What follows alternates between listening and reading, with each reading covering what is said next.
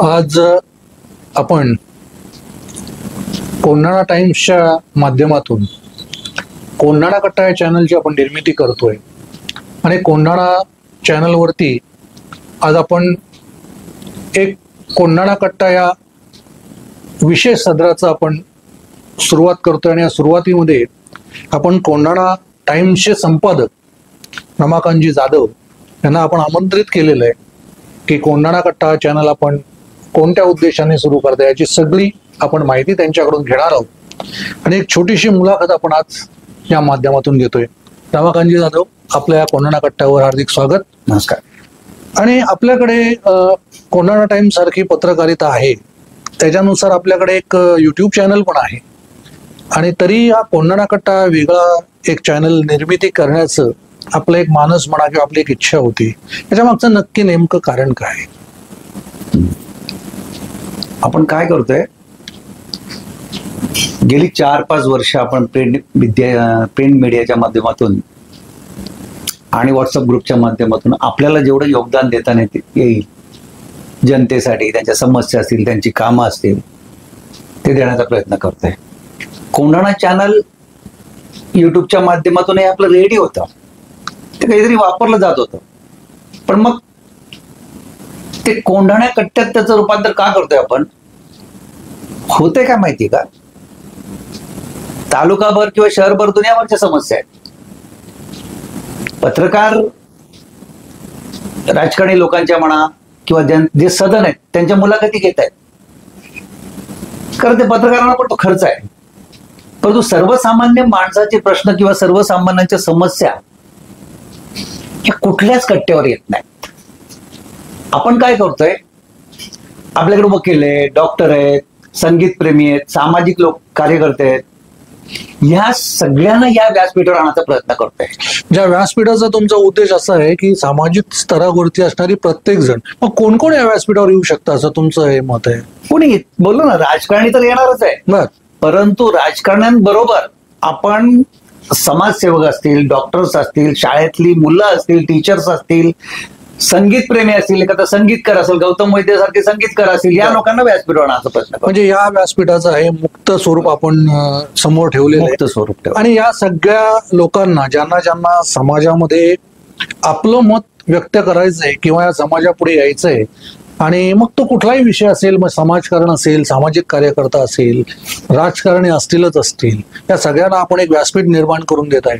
एक चांगला उद्देश आपण घेतलेला आहे. नक्कीच या मुलाखतीचं एक सुरुवातीचा एक टप्पा म्हणू. आता ही जी मुलाखत आहे, या मुलाखतीला एक पार्श्वभूमी म्हणा.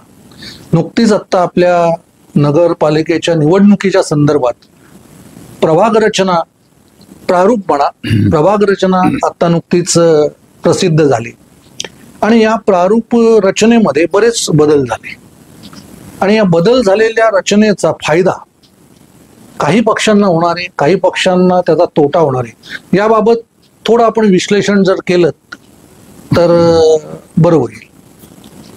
तेवढा मोठा राजकीय माणूस तर मी नाहीये, परंतु पत्रकार म्हणून आपण फिरत असताना किंवा शहरात काम करत असताना वॉर्ड क्रमांक 1 पासून वॉर्ड क्रमांक 9 पर्यंत आपण सर्वसामान्य जनतेला भेटलोय, तिथल्या लोकप्रतिनिधींना भेटलेले. आता 10 वॉर्ड झालेत, 1 वॉर्ड वाढलाय. तर खऱ्या अर्थाने प्रारूप यादी तर फायनल व्हायचीच आहे, परंतु खऱ्या अर्थाने जेव्हा आरक्षण थेटचं जे आरक्षण आहे आणि वॉर्ड वाईज जे आरक्षण आहे ते पडल्यानंतर सगळा गडबड घोटाळा चालू होणार आहे. कोण कुठं, कोण कुठल्या पक्षात जाते, कोणाला तिकीट भेटते, कोणाला तिकीट नाही भेटत. परंतु ह्या प्रारूप यादी बनवले, प्रारूप जी प्रभाग रचना झालेली, जो म्हणजे वेगवेगळे प्लॅन बनवला, त्याच्यामध्ये मला वाटत नाही त्यात काही खास बदल होईल, कारण तो बनवताना अतिशय छानपणे हुशारपणे बनवलेलं आहे. आणि ते बनवल्यामुळे काय होणार आहे, आता उदाहरणार्थ की आमचा 3 नंबर वॉर्ड होता त्यावेळी, तो 8 नंबर झालाय. आमच्याकडं या वॉर्डमध्ये 8 नंबर वॉर्डमध्ये थोडे मतदार वाढले. आता असंही होऊ शकतं, आमच्याकडे बौद्ध वाडा आहे, गुणग्यामध्ये बौद्ध वाडा आहे, कर्जत बाजारपेठेत बौद्ध वाडा आहे, पण असं होऊ शकतं यावेळी एखादी SC सीट दैवलीत पण पडू शकते. त्यामुळे इथे जे गुडघ्याला वाशिंग मधून बदलेली जी मंडळी आहेत त्यांना त्याचा फटका बसू शकतो ना. म्हणजे प्रभाग रचनेमध्ये बराचसा बदल झालेला आहे. इकडच्या तिकडे गेल्यामुळे तिथले प्रस्तावित असलेले उमेदवार यांना पण कदाचित फटका पडू शकतो. हा एक विषय आता नवीन आपल्या नगरपालिकेच्या निवडणुकीत आलेला आहे की जी प्रभाग रचना झालेली त्यातले बरेचसे भाग इकडचे तिकडे तिकडचे इकडे झालेले आहेत. प्रस्थापित जे गेल्या वेळा निवडून आले होते ते निवडून आलेले जे उमेदवार आहेत किंवा ज्या पक्षांचे जे नगरसेवक आहेत त्यांचे सुद्धा मतदारसंघ मला वाटतं 2 ह्याच्यात विभागले गेलेले आहेत आणि त्याचा फटकाही कदाचित बसेल किंवा कुणाला फायदा होईल. येणारा आता पुढचा हा नगरपालिका निवडणुकीचा काळ ठरवेल. हा सगळा निवडणुकीचा तामझाम चालू राहील. पण कर्जतच्या समस्या हा एक वेगळाच विषय आपण दरवेळेला कोंढाणा टाइम्सच्या म्हणजे तो ग्रुप असेल किंवा त्याच्यातनं मुलाखत असेल बऱ्याच वेळेला हे विषय येतात. समस्या काही संपत नाहीत. समस्या सगळ्याच शहरांना असतात. त्या काही सगळ्या संपणार नाही आपल्यालाही माहिती आहे. परंतु पावसाळा जो मे महिन्यामध्ये सुरू झाला यावेळेला फार लवकर पावसाळा सुरू झाला आणि या पावसाळ्यामध्ये कर्जतकरांचा अनुभव रस्त्यांच्या बाबतीत फार वाईट होता. तर हे रस्ते जे उखडले गेलेले आहेत त्यांची म्हणा डागडुजी म्हणा किंवा त्याचं असलेलं खड्ड्यांचं ते खड्ड्याची भरणा म्हणा किंवा जे काही असेल ते दुरुस्ती म्हणा हे पावसाळ्यापूर्वी झालीच नाही आणि पावसाळ्यात ती झालेली ते टिकली नाही. आपण ह्या कर्जत शहरात गेले 3-3.5 महिने पाऊस बघतोय. त्या पावसाच्या अनुषंगाने खड्ड्याबद्दल झालेली सगळी कर्जतकरांची म्हणजे मला त्रासदायक स्थिती याच्याबद्दल आपण काय बोलतो. खर तर प्रशासन कशासाठी असतं. उदाहरण घ्या, चोऱ्या माऱ्या डकैती झाल्या सुद्धा पोलीस स्टेशनची काही गरज नव्हती. या गोष्टी जर घडल्या नसत्या तर नगर परिषदची गरज नव्हती, प्रशासनाची गरज नव्हती. परंतु आज जो काय प्रकार आहे खड्ड्यांचा, उदाहरणार्थ श्रीराम पुलावरची खड्डे असतील, रेल्वे पुलावरची खड्डे, हा जो रस्ता आहे हा कोणाच्या अखत्यारीत आहे हे सगळ्यात महत्वाचं आहे. आता हा राज्य सरकारचा विषय आहे परंतु अखत्यारीत आहे MSRDCच्या.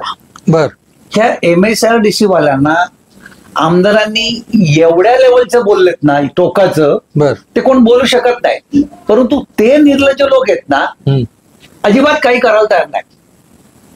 तुम्हाला सांगतो आता थोड्या वेळापूर्वीचीच बातमी आहे की ते श्रीराम पुलाला दोन्ही कठड्यांना जे पिंपळाची झाडं वडाची झाडं जी वाढली होती ज्या फांद्या वाढल्या होत्या त्या काढाव्यात म्हणून मी त्या आमदार साहेबांच्या बैठकीमध्ये MSRDCच्या लोकांना बोललो. त्यांनी त्या टायमाला कबूलही केलं केवळ तो पूल कमकुवत होईल, दुसरा पूल आपला होतोय त्याचं बिल तुमचं त्या ठेकेदाराला पैसे मिळतील तर तो ठेकेदार पूर्ण करेल, तो इश्यू वेगळा आहे. परंतु आहे त्याची रक्षण झालं पाहिजे, आहे तो चांगला झाला राहिला पाहिजे. ते आजपर्यंत त्यांनी केलंच नाही. पण एक आता तुम्हाला 15 मिनिटापूर्वीची बातमी आहे, मी अजून जाऊन बघितलं नाही. आपण या मुलाखतीला बसलो आणि 15 मिनिटापूर्वी असं समजले की माजी आमदार सुरेश भाऊंनी स्वतःच्या खर्चाने ते काम करून घेतलंय. आता मी पाहायला गेलो नाही, हे झाल्यानंतर पाहायला जाईल. मग हे असं जर खाजगी लोकांना किंवा काही सामाजिक कामं करणाऱ्यांना करायला लागत असेल तर मग MSRDC अधिकारी 2-2, 3-3 लाख रुपये पगार देऊन कशासाठी पोसायला पाहिजे. पण माझा एक असा एक प्रश्न आहे, म्हणजे याला धरून जोडून प्रश्न असा आहे की मध्ये हेच खड्डे माजी नगरसेवक संकेत बासे यांनी पण भरले होते. त्याच्यानंतर 2 वेळेला त्यांनी ते भरले. त्याच्यानंतर मला वाटतं किरण ठाकरे यांनी पण त्याच्यामध्ये काही पेवर ब्लॉक टाकून ते काम केलं. त्याच्यानंतर आणखीन 1-2 सामाजिक कार्यकर्त्यांनी केलं. आता तुम्ही नवीन सांगितलं की भाऊंनी सुद्धा, सुरेश भाऊंनी सुद्धा ते खड्डे भरले. संपूर्ण रस्ता जो पूल आहे ना, ह्या पुलाची जर तुम्ही लांबी बघितली तर ती जास्तीत जास्त म्हणजे 0.5 किलोमीटर पण भरणार नाही, 100 मीटरच्या आत आहे. मग एवढ्या छोट्या असलेल्या या पुलामध्ये एवढे खड्डे हे 3-3, 4-4 पक्षाची लोक भरतात तरी ते कधी दुरुस्त होत नाहीत किंवा ते टिकत नाहीत किंवा त्यांना वारंवार ते करावं लागतं. त्यात प्रशासन काही करत नाही. दैवलीकर आणि कर्जतकर म्हणून ही म्हणजे काय नक्की याच्यामध्ये न करण्याचं किंवा न घडण्याचं किंवा हा प्रश्न न सुटण्याचं असं काय मोठं कारण आहे? त्याच्यावरती खरं ना जास्त चर्चा करण्यात अर्थच नाही. तो गहन विषय झालेला आहे. बघा, संकेत बासे त्याच्या पद्धतीने काम करतायत, किरण यांनी त्यांच्या पद्धतीने काम केलं, काही खाजगी संस्थांनी काम केलं. ही सगळी मंडळी ना एकच दिसतं की हा रोड व्यवस्थित झाला पाहिजे, लोक जाता येतात, त्यांचा प्रवास सुखकर झाला पाहिजे. त्यामुळं जे करता येतात त्यांना खरंच धन्यवाद, सगळ्यांना शुभेच्छा देऊया आणि बाजूचा पूल लवकरात लवकर होईल याची अपेक्षा करूया. एक दैवलीकरांची एक समस्या असते, कारण दैवलीकर म्हणजे अनेक वर्षापासून, म्हणजे आपण पण दैवलीकर आहात, आणि दैवलीकरांचं एक मत आहे की दैवलीकर कर्जत नगरपालिकेचं पाणी पित नाहीत. म्हणजे एक इथलं डोबळ एक असं मानस आहे.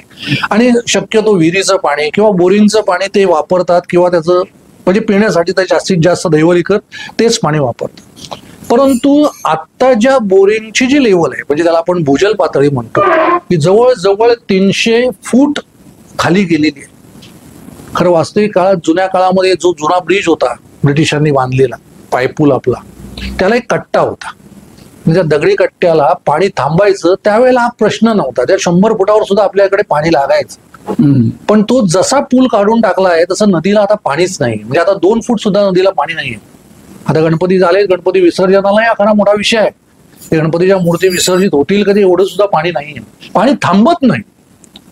एक दैवलीकर म्हणून आपण याविषयी आवाज उठवणार का?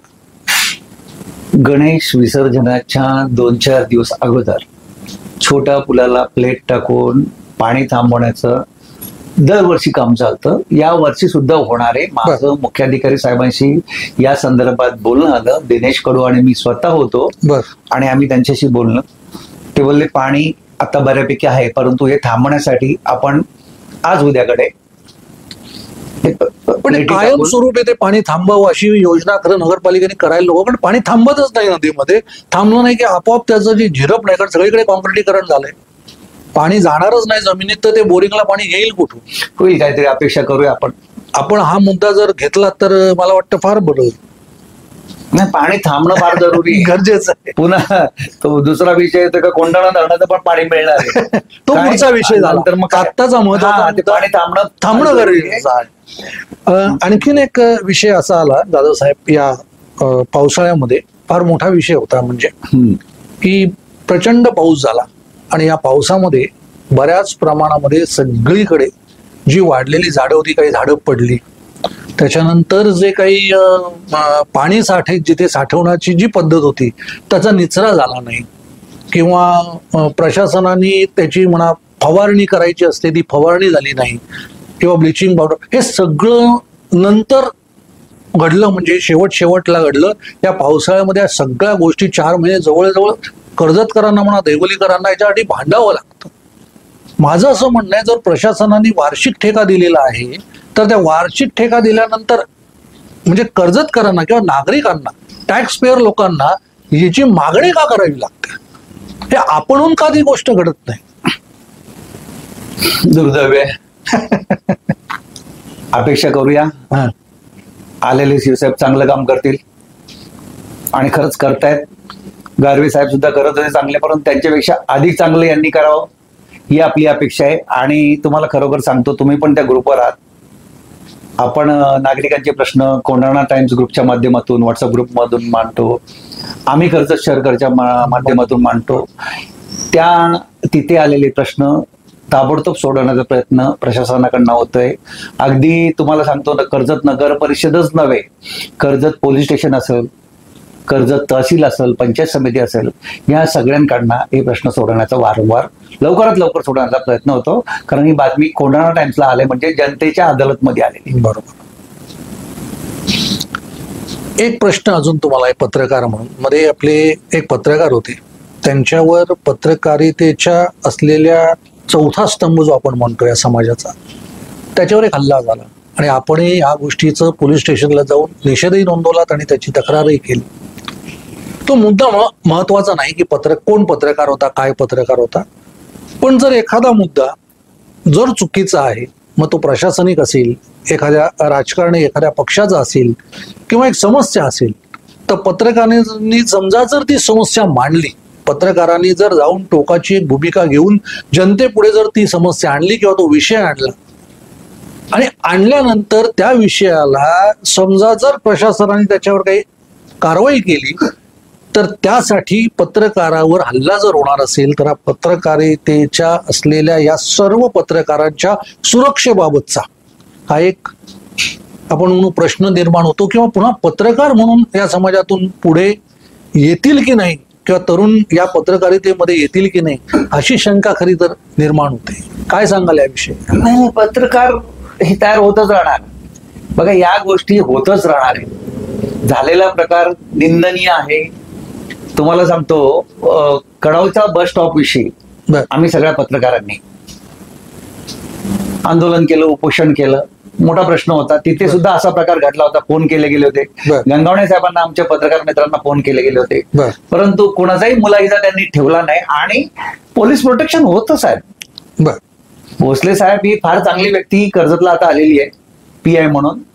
त्यांचं प्रोटेक्शन होतं. त्याच्यामुळे काय घडलं, ही जी घटना घडलेली, आता दुर्दैवी घटना घडली प्रथमेश कोडेकरांच्या बाबतीमध्ये, ती अशा ठिकाणी घडली का त्या ठिकाणी CCTV वगैरे काही नव्हते. वेल प्लॅन तो सगळं झालेलं होतं.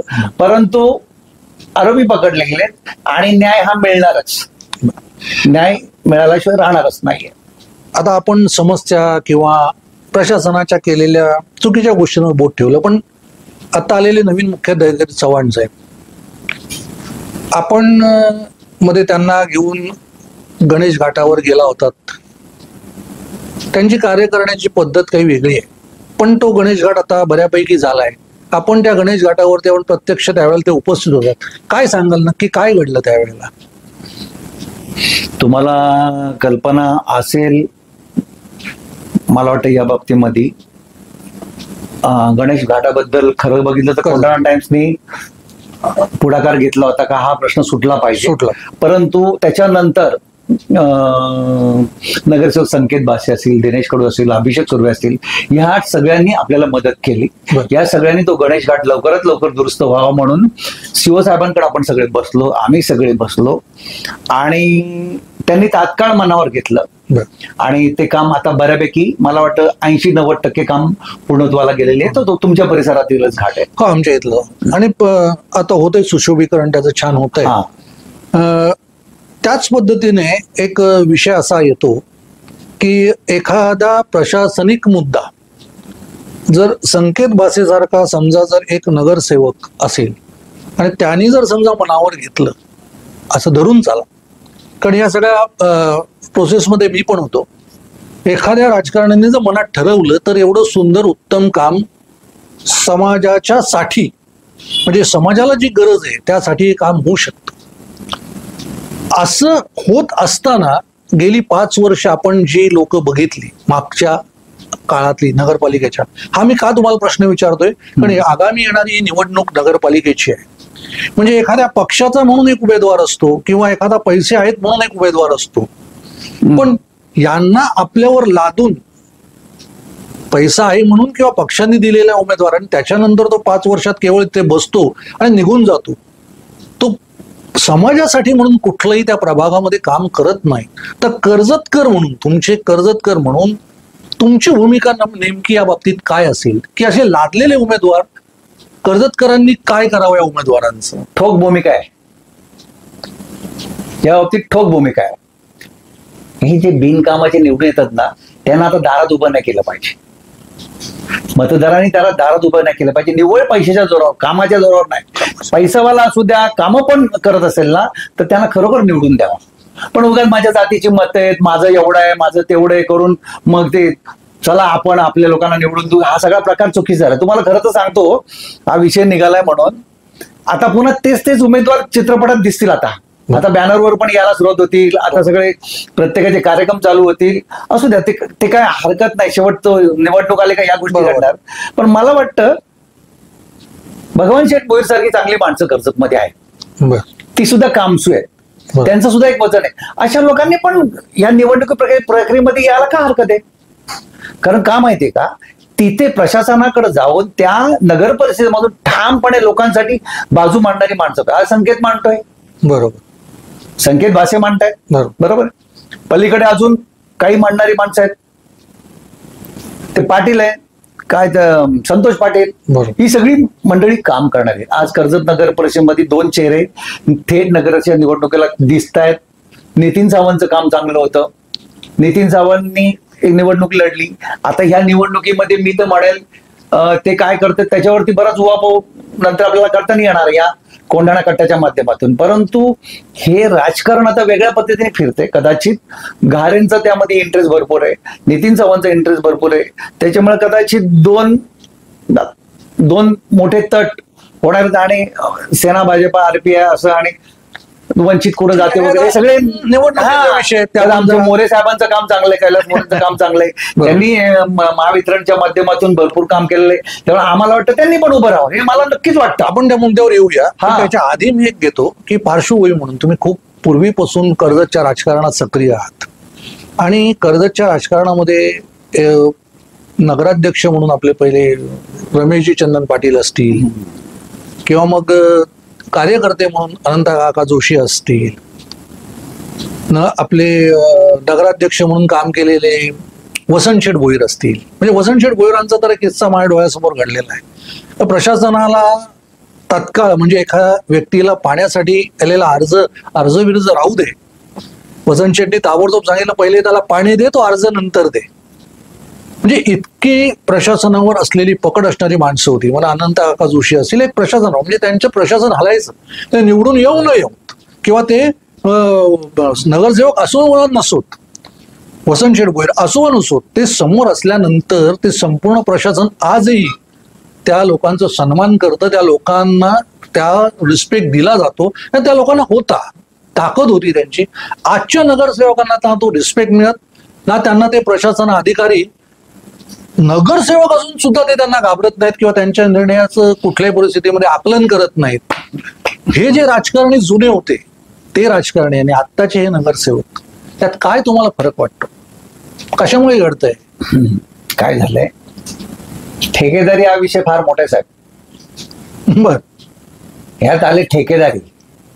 बर, आता जे निवडून येतात ना त्यातले मॅक्झिमम काम कसं मिळेल, ठेका कसा मिळेल त्याच्या मागे असतात. 2 पैसे कमवण्यासाठीच ते करत असतात. त्यामुळे बिलं काढण्यासाठी प्रशासनाकडे त्यांना 50 फेऱ्या पण मारायला लागतात आता टेबल वाईज, बरोबर आहे. आणि मग तिथं म्हणून ते त्यांची बोलण्याची मानसिकता नसते. आता वसंत भोईर साहेबांचा तुम्ही विषय घेतला, खरं बघितलं ते एक व्यक्तिमत्व आहे ना, आनंद काका सारखाच. काका एक ताकद होती, खरं ताकद होती. काका ताकद म्हणजे काकाच्या बरोबर मी असत. बरोबर. वसंत भोईर सारख्या माणसांनी मला तर वाटतं अशा कोंढाणा कट्ट्यासारख्या व्यासपीठावर यावं.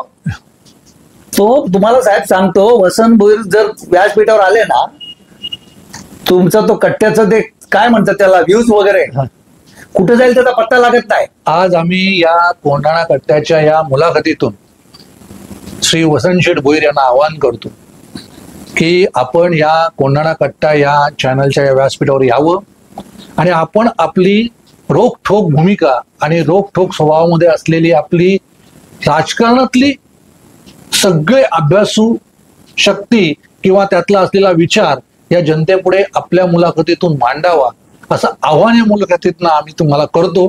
आपण निश्चित या, आम्ही आपली वाट पाहत आहोत. या मुलाखतीच्या शेवटच्या टप्प्यात आपण जातोय.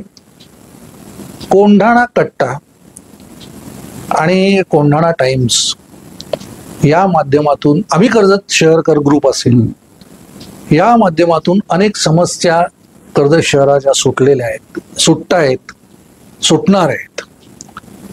मी आपल्याला एक म्हणजे जनतेला आपण आवाहन करावं आणि जनतेला या सगळ्या गोष्टींची कल्पना द्यावी की येणाऱ्या निवडणुकीचा, येणाऱ्या समस्या असतील, कर्जतसाठी असतील, या सोडवणारे जे व्यक्ती असतील त्यांना आपण निवडणुकीमध्ये प्राधान्य द्यावं. हे आव्हान आपल्या या मुलाखतीत आपण करावं अशी विनंती करतो. निश्चित निश्चित. अतिशय चांगला शेवटचा मुद्दा घेतला आपण आणि आपण त्यासाठीच हे व्यासपीठ तयार करतो साहेब.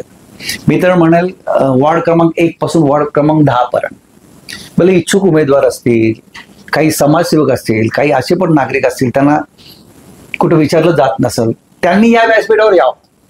वा, त्यांनी या व्यासपीठावर यावं, त्यांचं मत मांडावं. त्यांचं मत आम्ही या लेवलला बर अशा पद्धतीने जनतेपुढे नेतो. बर. आणि खरोखरच तुम्ही अशा उमेदवारांना निवडून द्या. माझा कोणाविषयी वाईट आग्रह नाहीये. कोण वाईट आहे कोण चांगलं ती बोलण्याची वेळ पण नाही. बरोबर. प्रत्येकाने प्रत्येकाचं काम त्या त्या वेळेला चांगल्या पद्धतीने केले. जसं कोरोना काळ आला होता त्या टायमाला सुवर्णावहिनीने काम चांगलं केलेलं आहे. हा, नंतरच्या काही लोकांनी पण काही लोक अशीच कायमस्वरूपी निवडून येतात परंतु कामाच्या पद्धतीने झिरो. त्या लोकांना पाडा, त्या लोकांना गाडा आणि चांगल्या लोकांना निवडून आणा, एवढंच माझं म्हणणं आहे. हे होते रमाकांतजी जाधव. आज आपण या कोंढाणा कट्ट्यावरती या पहिल्या मुलाखतीमध्ये आपण सर्वांना आवाहन करत आहोत की जे जे कोणी सामाजिक कार्यकर्ते असतील, जे कोणी राजकारणी असतील, संगीतकार, कुठल्याही विषयातले तज्ज्ञ असतील, ज्यांना या व्यासपीठावर येऊन आपल्याला व्यक्त व्हायचंय, त्यांनी या प्रत्येकाने आमच्याशी संपर्क साधावा.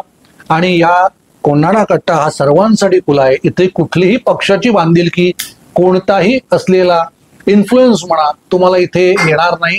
मुक्तपणे तुम्ही तुमचे सगळे विचार इथे मांडू शकता. फक्त एकच आहे की इथे कुठल्याही व्यक्ती संदर्भात किंवा व्यक्तीवरती आरोप करणं किंवा एखाद्या व्यक्तीविषयी वाईट काही करण्यासाठी म्हणून हा कट्टा निश्चित नाही. त्याच्यामुळे येताना विचारवंत, आपले विचार, आपण केलेले कार्य, समाजकार्य जनतेपुढे ठेवण्यासाठी निश्चित या. आम्ही आपली वाट बघतो आणि आपण या व्यासपीठावर येऊन आपलं मत व्यक्त करा. रमाकांतजी जाधव, आपण या कोंढाणा कट्ट्यावर आलात आणि आपली मुलाखत दिली, याचं